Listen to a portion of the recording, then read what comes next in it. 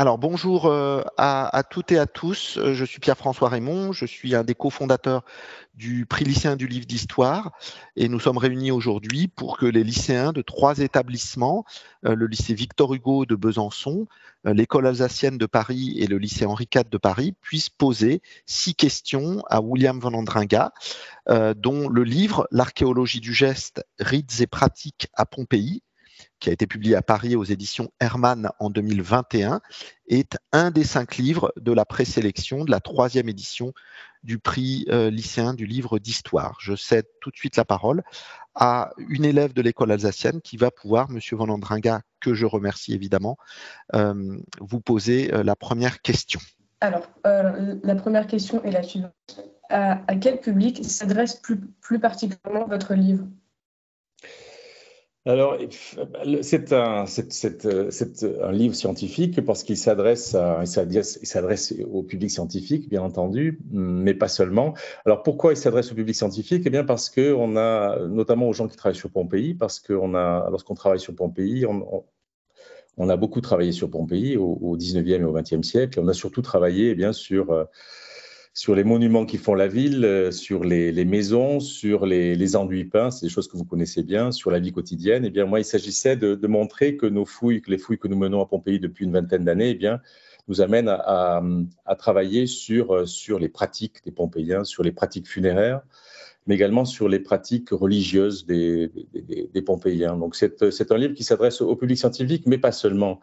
Pas seulement, il s'adresse en fait à toutes les personnes intéressées par l'archéologie, parce qu'il s'agissait, c'est un manifeste, comme je l'indique dans l'introduction, et il s'agissait bien d'indiquer, de montrer que l'archéologie s'intéresse au concret de l'action humaine, et tout ça mérite, je crois, elle intéresse tout le monde, hein, lorsqu'on travaille sur l'humain, sur ce que l'humain fait, sur la façon, sur comment il le fait et pourquoi il le fait, eh bien, ça intéresse, je crois, tout le monde, et les lycéens aussi, autrement dit vous. Bonjour Monsieur Van Andringa, je m'appelle Rodrigue Joly, je suis élève en première au lycée Henri IV. Je voulais tout d'abord vous remercier à titre personnel et au nom de la première 4 de prendre le temps de répondre à nos questions, qui est donc la suivante. Est-ce que le travail d'écriture a eu lieu en même temps que le travail de fouille pour archéologie du geste ? Merci beaucoup. Alors oui et non, parce que le livre entend recentrer le travail de l'archéologie sur le terrain et l'humain, ce que je disais. Donc le terrain est le fondement de ce livre, c'est-à-dire c'est même le fondement personnel de ce livre, puisque je suis toujours impliqué, même si je dirige une fouille ou je co-dirige une fouille à Pompéi, je suis directement impliqué sur le terrain parce que je fouille moi-même, je suis responsable d'un secteur moi-même et j'enregistre les données, j'observe, je participe donc à la mise en place des protocoles d'études, des protocoles de prélèvement. Autrement dit, je suis partie prenante de l'action. Je ne suis pas, parce que c'est souvent aussi une idée de l'archéologue que nous avons, c'est-à-dire un archéologue qui dirige des ouvriers ou qui dirige des techniciens. Je crois que c'est pas ça. Je suis moi-même impliqué dans la phase de terrain. Et pour une raison simple, c'est que la phase de terrain est une phase analytique, c'est-à-dire que la réflexion de l'archéologie, la réflexion de l'archéologue, elle démarre sur le terrain. Elle n'intervient pas après, une fois que la collecte des données a eu lieu.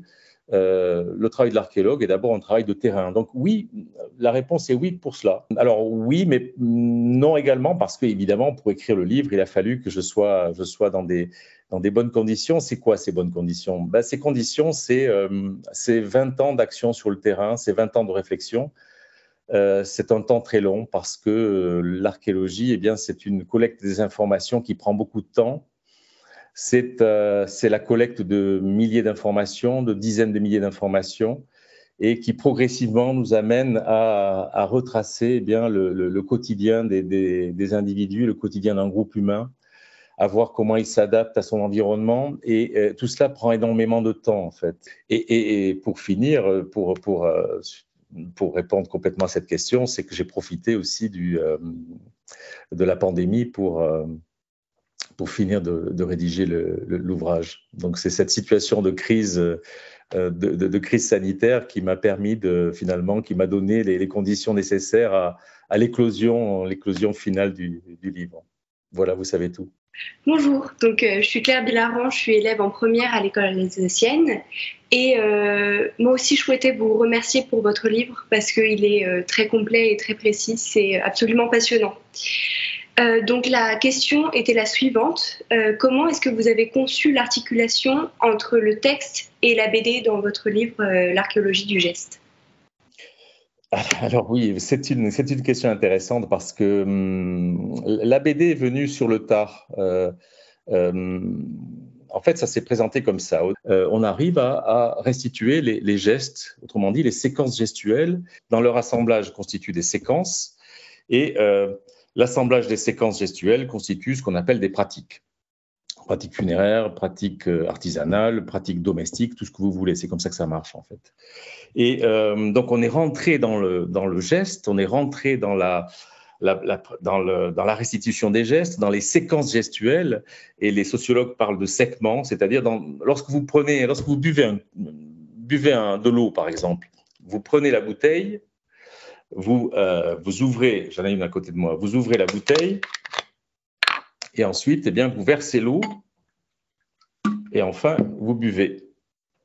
Ben là, vous avez une séquence, boire de l'eau, boire à la bouteille, boire de l'eau, une séquence qui est constituée de segments. Et tous ces segments, eh bien, on arrive progressivement à les restituer grâce aux vestiges laissés par les Pompéiens. Et donc tout ça, on est rentré dans les gestes, dans les séquences gestuelles, et ça, c'était une vraie découverte. Et vous me parliez de la BD. La BD est venue sur le tard parce que on s'est dit, mais finalement, est-ce que on peut restituer tous les gestes? Et pour le savoir, on s'est rendu compte, parce que l'écrit, en fait, il permet de nuancer, il permet d'oblitérer des choses que l'on ne voit pas, que l'on ne sait pas observer, et l'écrit permet finalement de nuancer, c'est ça le terme exact. C'est-à-dire, et il nous manquait, et la BD nous s'est dit, mais finalement, la BD est adaptée à décomposer des gestes. Et elle va nous permettre de travailler sur les séquences gestuelles que nous avons pu restituer et de voir si ces séquences sont complètes ou pas. Et autrement dit, c'est vraiment une démarche scientifique, c'est pas une démarche de valorisation ou c'est vraiment. Et donc, j'ai demandé à 2 dessinatrices et on a travaillé ensemble, on a beaucoup raturé et on s'est rendu compte, eh bien, que le trait, contrairement à l'écrit, le trait eh bien, est sans nuance. Et ça nous a permis, eh bien, de voir quels étaient les manques que nous avions dans la restitution des séquences gestuelles. Mais finalement, ça nous a montré également que restituer visuellement les séquences gestuelles était aussi une façon de valoriser notre travail. Et finalement, c'est pour cela que ces BD figurent dans l'ouvrage. Donc, moi, je suis Louis Robert, élève en première à GGSP au lycée Victor Hugo avec Monsieur Claire. Et il se trouve qu'on a eu la chance de participer au prix lycéen du livre L'Histoire. Et donc, on a posé plusieurs questions. Et celle qui a été retenue, c'est est-ce que les nouvelles technologies semblent être une réponse innovante face aux différents problèmes que soulève l'enregistrement des données archéologiques ? C'est une bonne question parce que là aussi, on a tendance à dire que la révolution de l'archéologie est venue ces 30 dernières années de nouvelles technologies. Là aussi, c'est pas tout à fait vrai. C'est pas tout à fait vrai. Les nouvelles technologies, elles nous aident à mieux enregistrer ce que vous venez de dire. Je crois que la réponse était dans la question finalement. L'essentiel dans l'archéologie, c'est d'enregistrer des traces. La qualité de l'enregistrement est fondamentale parce que c'est ce qui va conditionner le processus déductif argumenté qui va nous amener à restituer des activités, restituer des monuments, restituer des gestes, tout ce que vous voulez. Les technologies, elles sont là pour améliorer les bases de données, par exemple, pour améliorer l'enregistrement et puis pour pouvoir manipuler un très grand nombre de données. Les prospections géophysiques, par exemple, aujourd'hui, on a des radars qui nous permettent de détecter des structures enfouies dans le sous-sol. Tout ça nous permet de mieux travailler dans le sens où on arrive à mieux identifier les structures qui sont enfouies dans le sous-sol. On n'est pas obligé de creuser à l'aveugle, en quelque sorte. Donc tout cela, évidemment, participe à nous permet de mieux enregistrer, de mieux identifier les structures, mieux identifier les sites archéologiques, de mieux topographier, je pense à la photogrammétrie aussi.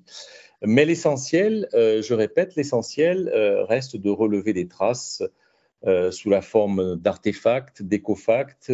L'essentiel reste comme au temps de Leroi-Gourhan, hein, comme autrefois, c'est-à-dire de suivre des couches.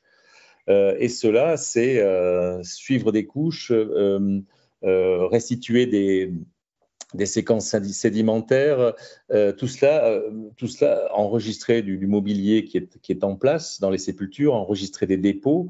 Eh bien, tout cela, c'est l'archéologue qui le fait et c'est selon des méthodes qui sont depuis longtemps établies. Bonjour monsieur, je suis Razul Dorwis, élève en seconde au lycée Henri IV. Et au titre de toute la seconde 4, je rejoins bien évidemment les remerciements de mon camarade de première. Et ma question pour vous est quand et pourquoi êtes-vous passé d'historien à archéologue?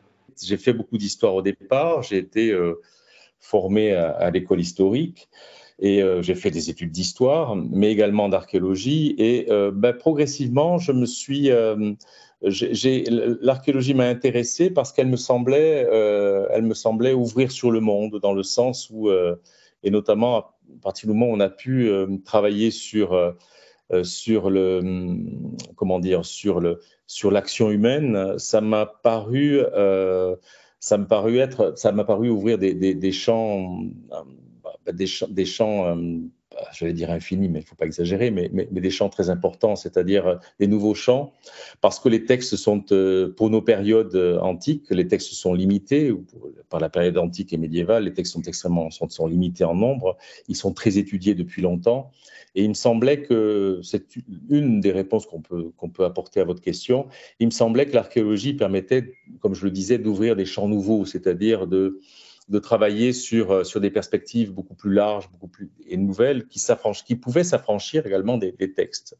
Parce que, je dirais simplement une chose, c'est que au départ, pour revenir sur notre travail à Pompéi, dont fait état le livre Archéologie du geste, eh bien, au départ, les questionnements nous venaient de l'analyse des textes. Tout le travail que nous faisions sur la mort des Pompéiens, sur la façon dont on les enterrait, sur les funérailles des Pompéiens, tout cela venait les questions que nous posions au terrain venaient de l'analyse textuelle. Et finalement, progressivement, eh bien, on a inversé un peu les rôles puisque désormais, c'est le terrain qui fournit les questionnements et non plus les textes. Les textes nous servent de clé de lecture. Donc, on a changé de paradigme un petit peu. Et là aussi, c'est quelque chose qui a accompagné, si vous voulez, pour répondre précisément à votre question, qui a accompagné le passage de l'histoire à l'archéologie. Bonjour monsieur, merci pour cette interview. Je m'appelle Alice Garner et je fais partie d'une classe de première au lycée Victor Hugo. Nous nous demandions quelle a été votre plus belle découverte archéologique. J'ai trouvé personnellement un fragment du menton d'une belle statue du Haut-Empire l'été dernier, mais je pense que c'est des découvertes en plus qui ne me procurent aucune émotion. Mais en revanche, la réponse est la suivante. La plus belle découverte, je crois, si je prends un peu de recul, la plus belle découverte, c'est que ça a été de voir que finalement l'archéologie nous amenait à pouvoir travailler à pouvoir étudier le comportement humain. Ce qui caractérise l'humain, je crois, c'est ses capacités d'adaptation. Et l'humain a des difficultés à changer et on ne change pas l'humain. En revanche, l'humain a des capacités phénoménales d'adaptation. Et pourquoi j'ai envie de finir là-dessus? Eh bien, tout simplement parce qu'aujourd'hui, on est face à des enjeux assez terrifiants, des enjeux que vous connaissez tous, hein, du changement climatique, et on voit que finalement, eh bien, les États ou les grandes institutions n'arrivent pas à faire bouger les choses, ou on a l'impression que ces institutions n'arrivent pas à faire bouger les choses, mais je suis sûr, moi, que finalement, eh bien, encore une fois, l'humain va s'adapter individuellement et puis par petits groupes. En revanche, je ne suis pas sûr que les institutions changeront l'humain. Elles accompagneront les adaptations de l'humain, mais c'est l'humain, encore une fois, a cette capacité assez extraordinaire à s'adapter. Et ça, ce qui nous l'enseigne, eh bien, c'est tout simplement l'archéologie et puis l'histoire aussi.